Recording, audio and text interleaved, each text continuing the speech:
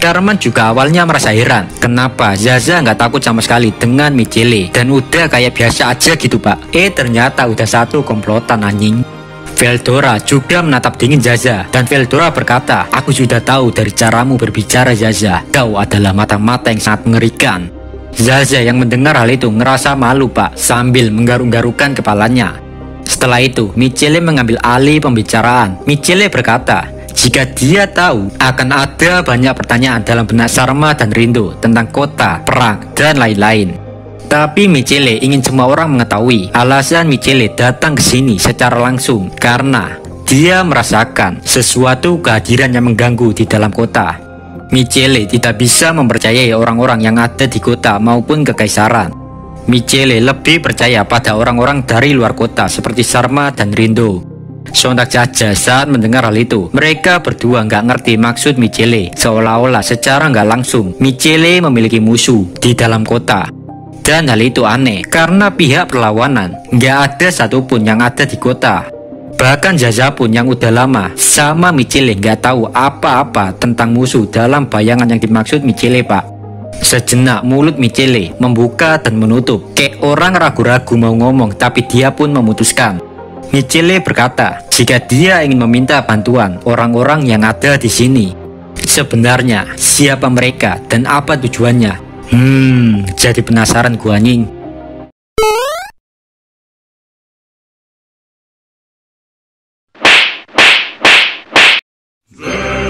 Yari.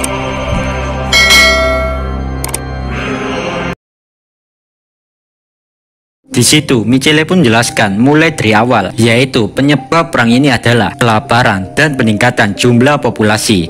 Dan Michele merasa aneh, orang-orang yang terpilih menjadi salah satu penduduk kota adalah melalui lotre. Tapi kenyataannya, orang-orang yang terpilih merupakan orang yang memiliki gen yang baik. Dan saat mereka sudah mendapatkan orang dengan gen yang baik, maka sisanya mereka nggak peduli. Mereka akan membuang yang tidak terpilih. Rindo dan Sharma yang mendengar hal itu, mereka berdua kaget tentang kenyataan ini. Maka dari itu, 5 kota yang tersisa di bawah bendera Kekaisaran Alsben menolak keras adanya pengungsi masuk. Dengan kata lain, peperangan ini emang sudah direncanakan untuk mengurangi populasi demi mempertahankan sumber daya. Mereka juga berpikir, apakah radiasi yang mencemari dunia memang termasuk di dalamnya. Yang pasti, Michele untuk saat ini tidak memiliki bukti yang cukup kuat. Dan Michele nggak bisa percaya dengan petinggi di Kekaisaran. Michele meminta semua orang yang ada di sini membantu menyelidiki ini. Namun seketika suasana menjadi hening. Mereka tidak tahu apa yang harus dilakukan. Dan tiba-tiba Veldora tertawa mencairkan suasana. Wahahaha, kau bilang ingin kami menolongmu. Apapun yang berbau dengan menghancurkan, maka aku akan membantumu. Kau juga setuju kan Zaza? Sontak saja Zaza kaget saat ditanyai Veldora seperti itu, karena Zaza mungkin sudah tahu orang-orang kuat di Kekaisaran yang kekuatannya melebihi perkiraannya. Namun Zaza dan Karman dengan sedikit ragu, mereka berdua mengatakan akan membantu Michele untuk mengungkapkan ini. Sedangkan Sharma dan Rindo hanya menganggukkan kepalanya yang menandakan mereka juga setuju. Veldora langsung menawarkan diri dengan juga rela untuk menyerang Kekaisaran sekarang. Tetapi Rindo, Karman, dan Zaza memarahinya. Mereka nggak yakin Veldora bisa mengalahkan Machinery 4 yang tersisa. Selain Michele masih ada 3 di Kekaisaran. Melihat hal itu, akhirnya Beretta bertindak. Beretta sudah mengenal Veldora. Beretta pun memanipulasi Veldora dengan kata-katanya. Beretta bilang jika sebaiknya Veldora tampil di akhir dan menjadi pahlawan yang menyelamatkan semua orang. Dengan begitu, Veldora akan semakin viral. Mendengar hal yang masuk akal itu, Veldora pun setuju dengan usulan Beretta. Sedangkan untuk laporan orang-orang di Kekaisaran, Michele akan membuat laporan palsu, di mana Michele akan membakar habis markas perlawanan di sini sebagai bukti jika Michele telah membunuh semua orang.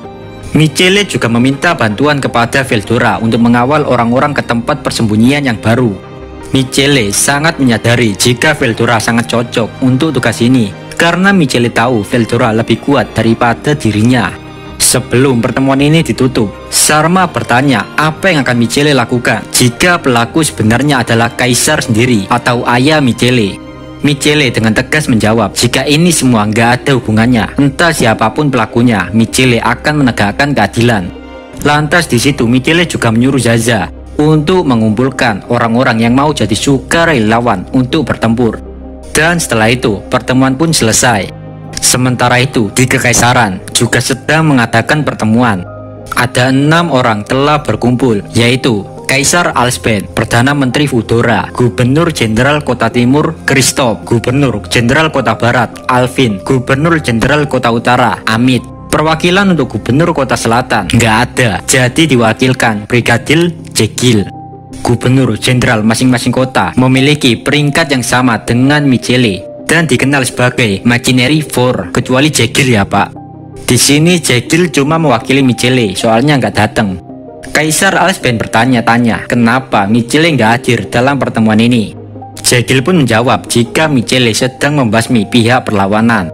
Di situ Fudora berkata, aku memberitahu kalian semua jika waktunya telah tiba. Sontak saja Christoph dan Alvin bingung apa maksud perkataan Fudora. Christoph adalah seorang pahlawan sekaligus teman baik Kaisar Alsben yang membantu Alsben naik ke kursi jabatannya seperti sekarang. Sedangkan Alvin adalah kakak laki-laki Michele atau anak dari Kaisar Alsben. Alvin juga salah satu orang yang menjadi informan untuk Michele. Dan saat Fudora mengatakan hal ini, semuanya makin terlihat jelas. Ada indikasi jika orang di balik bayangan yang sengaja menciptakan dunia bagaikan neraka kemungkinan adalah Fudora. Fudora merupakan orang yang merencanakan kehancuran kota ke-6, dan pertemuan ini yang membuat adalah Fudora atas nama Kaisar. 1 miliar jiwa telah sengaja dikorbankan demi menciptakan dunia yang ideal, yang kini menjadi surga bagi orang-orang di dalamnya, dan itulah sisi gelap kekaisaran. Tujuan Fudora kali ini adalah ingin mengambil sistem Mobius dari Kaisar. Dengan sistem tersebut, Fudora yakin segala masalah tentang sumber daya dan energi bisa terpecahkan. Namun Kaisar berkata jika sistem itu masih cacat dan sistem itu nggak mungkin bisa terwujud. Tapi Fudora nggak peduli dengan ucapan Kaisar. Fudora berkata, yang mulia, kau tahu ini semua salahmu. Di satu sisi, Alvin emosi karena dari tadi Fudora nggak memiliki tata krama di hadapan Kaisar. Alvin bergerak menuju Fudora. Di situ Alvin nggak berpikir jika ada orang lain yang akan menyerangnya dari belakang. Tepat saat itu, Jenderal Amit menangkap kepala Alvin. Energi dari tangannya mencapai otak Alvin, dan seketika itu juga kepala Alvin meledak. Amit adalah adiknya Kaisar Alsben, Pak. Amit ini orangnya iri dan dengki sama kakaknya atas semua pencapaiannya. Dan celah itu dimanfaatkan Fudora agar Amit bekerja sama dengannya. Kaisar pun langsung berteriak histeris. Anakku, anakku. Tega sekali kau Amit, bajingan. Namun kebencian masih terus membara. Meskipun telah membunuh Alvin, Amit langsung menghilang dan bergerak di depan Kaisar. Saat Amit akan menyerang Kaisar, muncul Jenderal Christoph.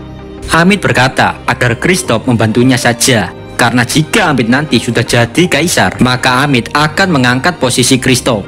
Namun Christoph menolak dan akhirnya pertarungan pun dimulai.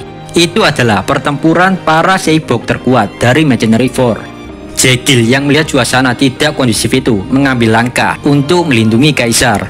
Namun tiba-tiba Jegil tidak bisa bergerak saat mendengar kata-kata Fudora untuk berhenti. Dengan tertawa Fudora berkata, "Wahahaha, kau tidak bisa bergerak ya? Apakah kau lupa? Orang yang memodifikasimu adalah aku. Jadi aku bisa dengan mudah membuatmu tidak bisa bergerak hanya dengan sebuah kata." Kini Kaisar semakin terpojok. Fudora mengatakan jika kemenangannya sudah terlihat jelas di depan matanya. Tapi Kaisar nggak percaya ada orang yang bisa mengalahkan Christoph. Dan tiba-tiba Fudora tersenyum. Dia berkata, "Kau begitu percaya diri Kaisar. Kalau begitu lihatlah, bunuh dia sekarang juga."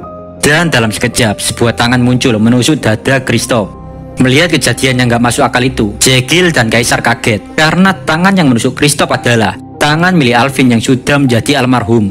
Sontak saja Christoph diambang sakaratul mautnya. Dengan heran dia bertanya, "Otakmu hancur, tapi bagaimana bisa?"